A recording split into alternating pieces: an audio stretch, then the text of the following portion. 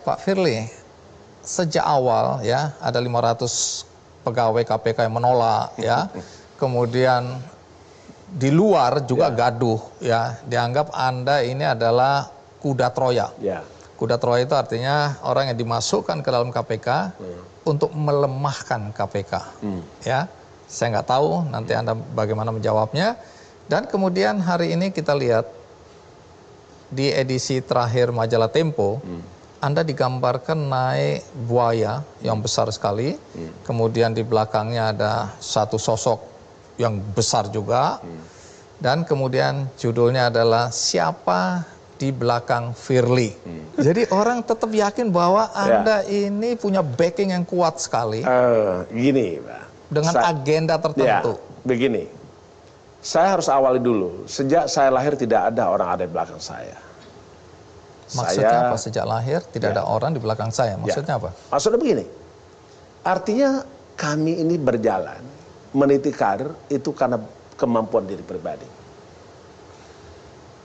Begitu sulit dan panjang perjalanan kehidupan saya, sampai hari ini saya menjadi ketua KPK. Tidak ada yang berada di belakang saya. Anda tidak punya backing? Saya tidak. Kalau Anda bisa seperti sekarang, karena memang itu upaya Anda pribadi sendiri. Itu satu. Kedua adalah tentu atas kuasa kehendak Tuhan. Mata kita berkedip, jantung kita masih berdenyum, aliran darah kita masih beredar ke seluruh tubuh kita. Itu karena kehendak Tuhan.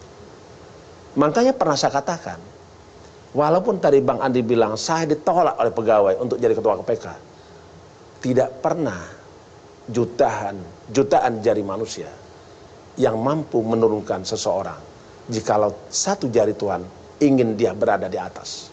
Itu diyakini oleh kita. Yang berikutnya, saya bukan orang politisi. Dan saya bukan juga dengan anak biologis politik. Saya juga tidak ada kedekatan ideologis dengan partai politik. Tidak ada juga orang penguasa di negeri ini bersama-sama saya, apalagi berada di belakang saya. Tidak ada sama sekali. Itu yang harus saya pastikan. Yang kedua, saya daftar pimpinan KPK bukan disuruh orang. Saya justru kaget. Kenapa saat fit and proper test 56 suara DPR memilih saya. Padahal saya tidak pernah kenal dengan para kalangan partai politik. Tidak ada lobby-lobby sebelumnya? Tidak ada. Dan saya tidak pernah melakukan itu. Ada yang mengatakan bahwa DPR memilih Anda karena dianggap Anda orang yang cukup tangguh untuk melawan kelompok Novel Baswedan di KPK. Saya tidak ingin memberikan komentar itu. Tetapi yang pasti, di dalam paparan saya di Komisi 3 DPR tanggal 13 September 2019, saya jelaskan visi saya apa, misi saya apa, strategi pemberantasan korupsi bagaimana, apa yang harus dicapai oleh KPK. Jadi saya ingin pastikan, ya, kedepannya juga bagaimana. Kalau tulisan tadi di dalam majalah disebutkan oleh Pak Bang Andi tadi, saya yakin itu adalah hayalan, halusinasi si pembuat lukisan. Tidak menggambarkan saya. Karena saya bukan orang yang ditugaskan oleh orang lain untuk berada di KPK, untuk melemahkan KPK. Kenapa? Saya harus pastikan. Bang Andi bisa lihat bagaimana dan apa yang kami lakukan terkait dengan pemberantasan korupsi. Berapa banyak pencegahan yang kita lakukan. Berapa banyak melakukan pendidikan masyarakat. Berapa banyak potensi kerugian negara yang sudah kita selamatkan tahun 2020. Kurang lebih 552,4 triliun. Nanti saya akan tanyakan, karena banyak orang yang kemudian menilai di bawah kepemimpinan Anda justru tidak ada prestasi yang menonjol dari KPK. Nanti Anda jelaskan. Boleh. Tapi setelah ini saya akan bertanya juga, atau Anda masih mau menjelaskan soal siapa di belakang Anda? Karena tuduhan itu begitu kuat ya, orang percaya bahwa ada kekuatan luar biasa di belakang Anda dan Anda adalah pion yang dimainkan. Karena kalau dibilang kekuasaan yang besar atau kepentingan, orang-orang yang punya kepentingan untuk melemahkan KPK adalah koruptor-koruptor besar. Ya, kemudian orang-orang DPR yang selama ini dikejar-kejar oleh KPK, mereka sangat mendukung adanya pelemahan. Begitu ini opini yang berkembang. Boleh saya tanggapi? Tidak ada orang di belakang saya. Dan saya yakin saya menjadi ketua KPK berkomitmen untuk membebaskan Indonesia ini bebas dari korupsi. Jadi tidak ada yang nyuruh saya. Nggak ada. Yang di belakang saya nggak ada. Yang ada adalah Allah SWT Pak Firly, masih apa yang jadi pertanyaan masyarakat dan itu berkembang luas sampai detik ini berkaitan dengan revisi Undang-Undang KPK. Ya. Ini salah satu yang dianggap upaya untuk melemahkan KPK. Ya. Nah, Anda adalah orang yang cukup frontal, dikatakan mendukung ya adanya revisi. Sekarang pertanyaannya, kenapa dulu Anda sangat mendukung revisi Undang-Undang KPK? Apa kelemahan KPK yang lama?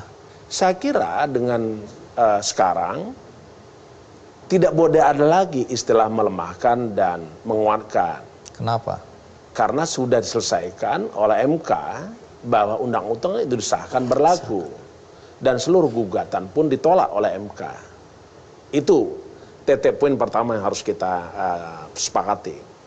Tetapi karena tadi Bang Andi menanyakan sikap saya, apakah itu melemahkan atau tidak, saya menyampaikan pada pribadi dengan tidak untuk mempertentangkan pendapat saya dengan pendapat yang lain.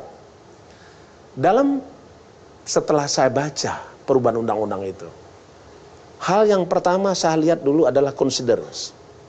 Ternyata tidak ada perubahannya.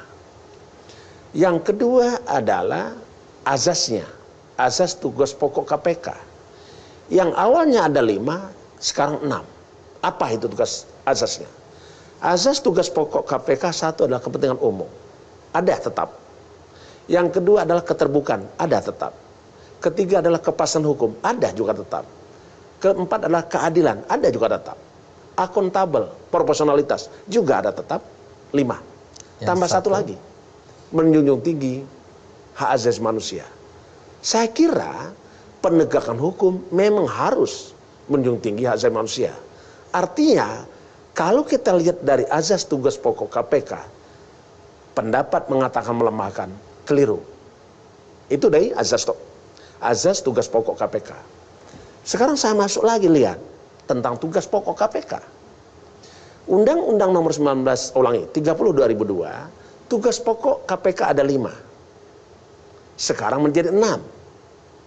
Ibaratkan kalau kursi itu tiangnya ada 4, ditambah di tengah 1 lagi, jadi 5.